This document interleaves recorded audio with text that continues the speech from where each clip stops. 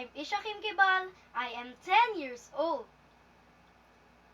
On my own, pretending he's beside me. All alone, I walked with him till morning. Without him, I feel his arms around me. When I lose my way, I close my eyes and he has found me. In the rain, the pavement shines like silver.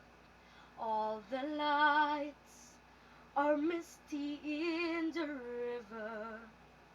In the darkness, the trees are full of starlight, and all I see is him and me, forever and forever. And I know it's only in my mind that I'm talking to myself and not to him.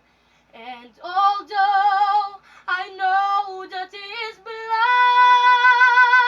blind, still I say there's a way for us.